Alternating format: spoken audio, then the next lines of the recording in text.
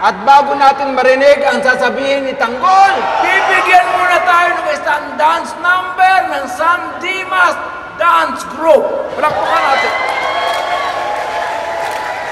Si Tanggol ang pag-asa ng bayan, ng asahan, dapat ang paglilingkuran, ang pagsubok ang daanan, hindi ka iiwanan. Halilinyo, isigaw mo ang mayor ko, Jesus Nazareno. Tanggol ang pag-asa ng bayan, ng asahan, dapat ang paglilingkuran, ang pagsubok ang daanan, hindi ka iiwanan. Halilinyo, isigaw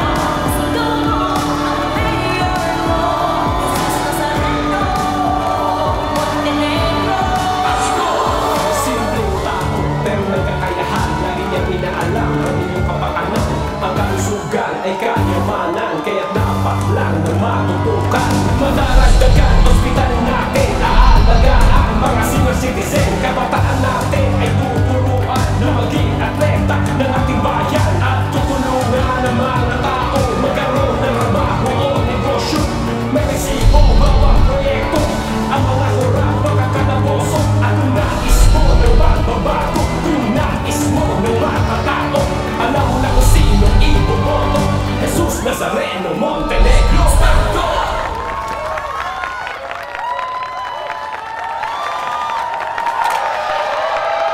Mga Manilenyo, kaya pa?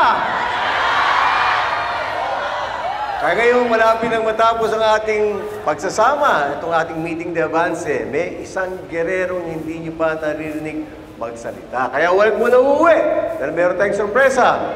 Alam nyo, itong batang ito, nung maliit pa yan, napakamahiyain. Dahil special itong naririto mga tao, ating mga kababayan, magpapakita siya ng kanyang talento para maging masaya kayo at para magising kayong lahat. Mga Manilenyo, ang ating susunod na mayor, Miguelito Guerrero.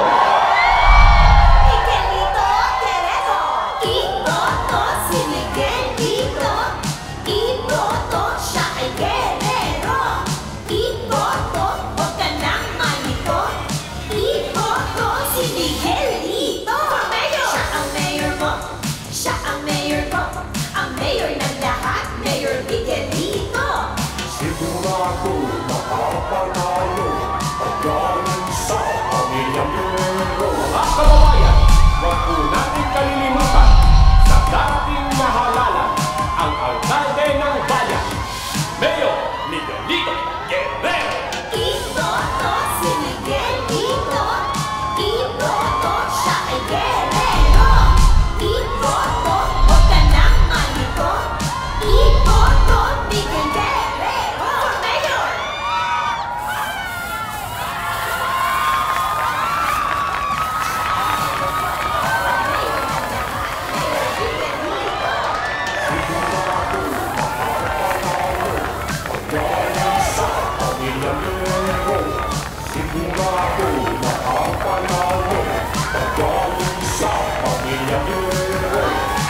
Mga kababayan, huwag po natin kalilimutan sa dating nahalalan ang alkalde ng bayan, Mayor Miguelito Guerrero.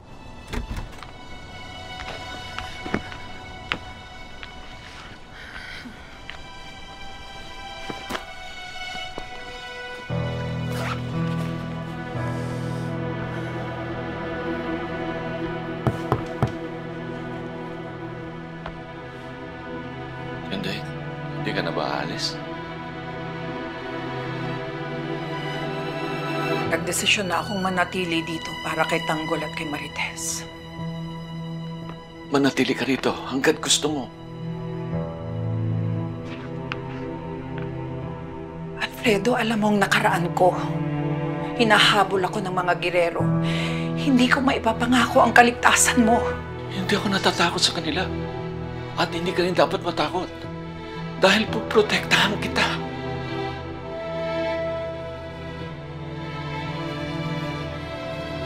Hindi.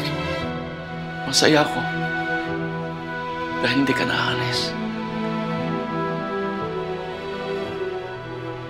Sige, maiwan mo na kita.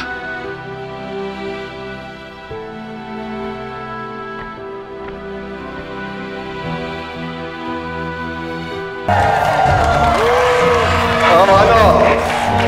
Nagustuhan niyo ba ang performance ni Miguelito? Galing, ano? Alam niyo, proud na proud talaga ako dyan sa anak kong yan. Kaya kampante ako kapag siya inyong binoto at naging mayor ng Bagong Maynila. Nasa mabuting kamay ang Manilenyo. Tama ko ba? Hey, Mike! Kaya ngayon, samahan niyo ko at i-welcome ang magiging bagong mayor ng Bagong Maynila, Miguelito Guerrero! Magandang gabi sa inyo na! Nais ko pong magpasalamat sa suporta niyo lahat. Ako po ang inyong tagapaglingkod na si Miguelito Guerrero, running for mayor po ng ating dakilang syudad sa ating bansa, ang lungsod ng Maynila. Gaya po ninyong lahat, ako po ay tubong Maynila. Nakita ng aking mga mata kung paano po umunlad ang ating lungsod. Dahil po sa aking pamilya, magmula sa aking lolo na si Don Gustavo Guerrero hanggang sa aking magaling na ama na si Mayor Roberto Guerrero. Dahil po sa kanila, dumami po ang mga oportunidad para sa atin mga mamamayan. Naging saksi rin po ako sa pag-usad ng ating lungsod dahil sa mga nakaraan na mayor. Dahil po sa kanila, dumami ang oportunidad, dumami ang trabaho, at higit sa lahat, bumaba ang krimen dito sa Maynila. Guerrero! Guerrero! Iho!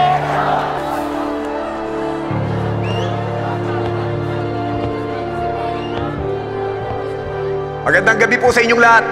Napaka-personal po ng labang ito para sa akin. Napakarami ng tao na nagbuwis ng buhay nang dahil sa politikang ito. Pati ang kapatid ko na si David Libagiba ay pinatay ng aking mga kalaban.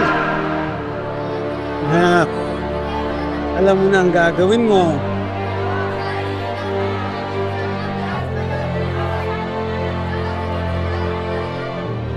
Matagal na tayong pinahihirapan ng mga Guerrero. Sa mahabang panahon ng kanilang panunungkulan, napakaraming tao ang kanilang pinahirapan. Marami ang buhay na nabuwis para lang makamit nila ang kapangyarihan.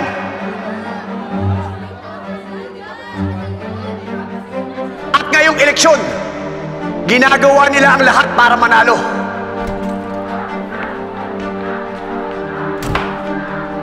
Matilde, Matilde, tingnan mo. Nagsasalita na si Tanggol. Halika.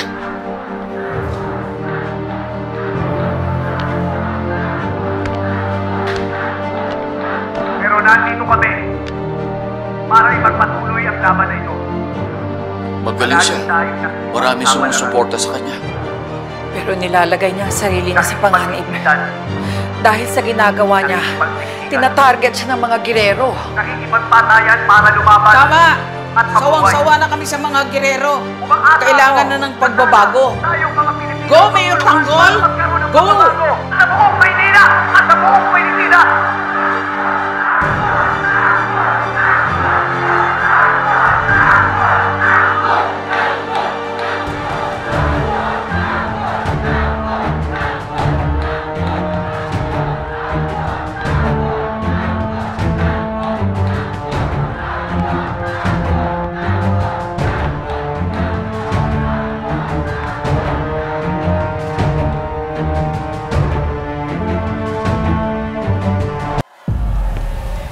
Sino ba si Tanggol? Ang sabi niya, tubong Maynila daw siya, pero magnanakaw naman pala.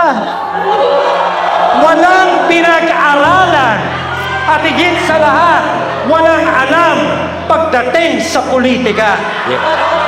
Itanong nyo sa sarili nyo, ano ang gagawin ni Tanggol sa loob ng munisipyo? Wala, di ba? Hindi ba boto natin siya? Kriminal ba ang iboboto natin? Isang mangmang ba ang iboboto natin? Iboboto ba natin ang isang Montenegro bilang mayor? Eh, sino ang iboboto natin? Sino ang iboboto natin lahat? Guerrero!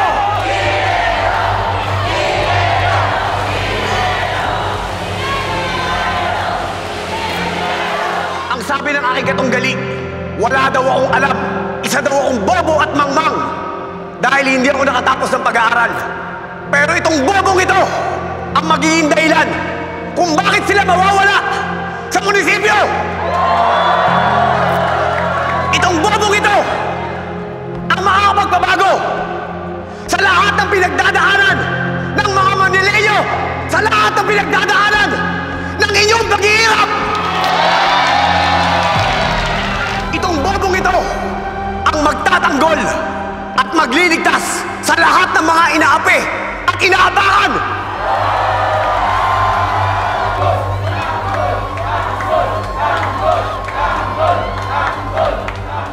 Sisiguraduhin namin na tatanggalin namin ang korupsyon sa Itiol!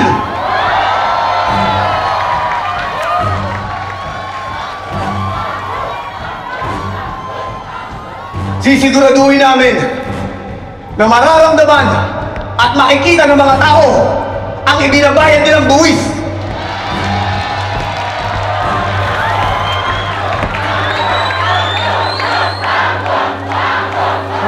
Ano gulo sa gitna? Tara!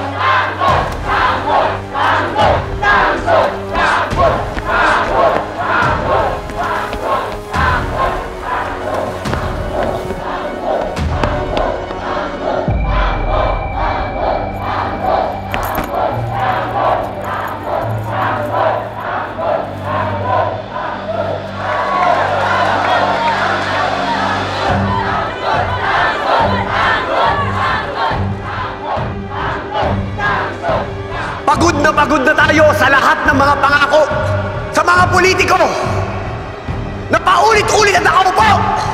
Ito na ang tamang pagkakataon para magbago ang buhay nating lahat. Mga kababayan, magtulong-tulong tayo.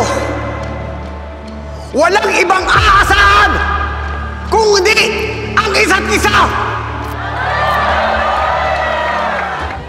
Kapag kami ay pinalad at kami ay nakaupo, pinapangako namin lahat sa inyo. Mula sa araw ng aming pagkakaupo, ay lilinisin natin ang City Hall.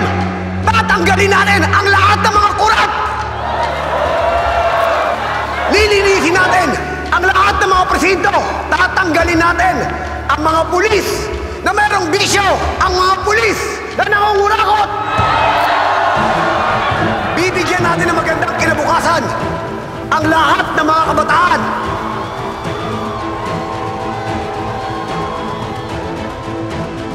Dapat ang lahat ng mga bata nag-aaral, naglalaro, hindi nagtatrabaho sa lansangan.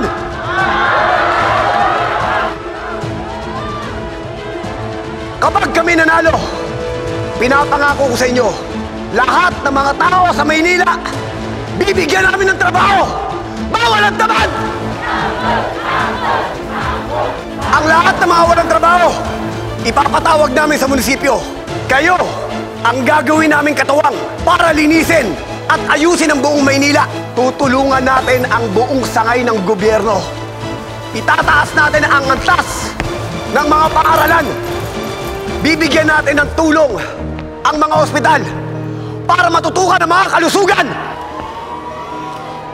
Hindi ako nandito para mangako sa inyong lahat. Nandito ako dahil para tulungan kayo. Sawa na tayo sa mga pangako na laging napapako.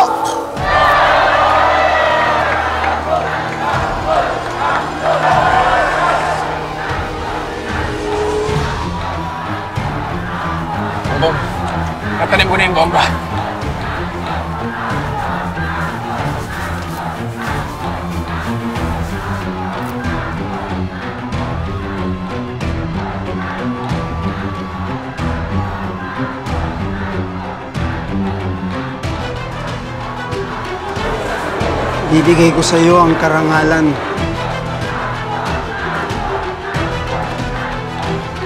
Siguraduhin mo ito na ang huling gabi ni Tanggol, ang taong kinamumuhian mo.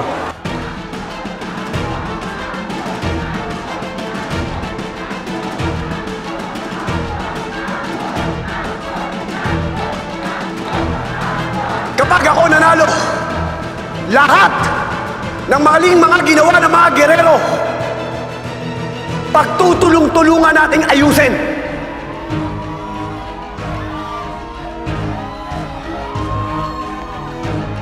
Lilinisin natin at aayusin natin ang buong Maynila.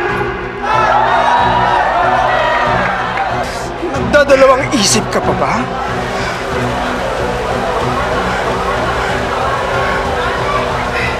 Kayo ang aking makakatulong. Kayo ang aking magiging sandigan.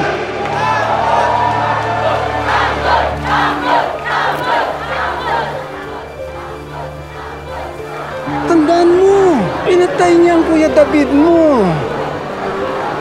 Kung hindi mo siya mapapatay, ikaw ang papatayin niya at ang tatay mo. Pindutin mo na yan. Sige na. Ang mga boses ninyo at ang inyong mga kalagayan ang aking magiging sandata upang ipaglaban ko ang karapatan ng lahat ng tao sa Maynila.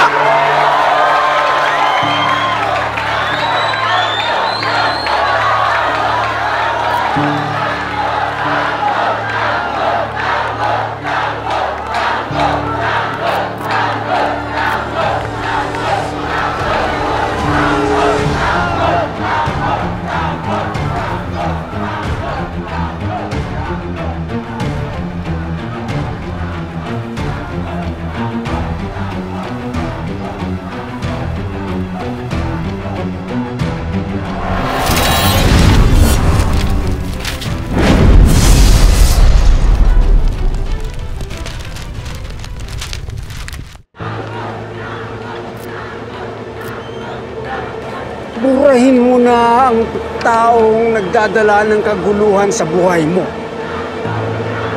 Burahin mo na! Pindutin mo na! Sige na! Pindutin mo na! Sige na!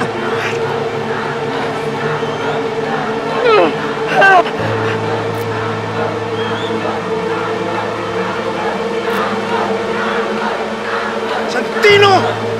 Sige na! Pindutin mo na! Tapusin mo na to! Sige na!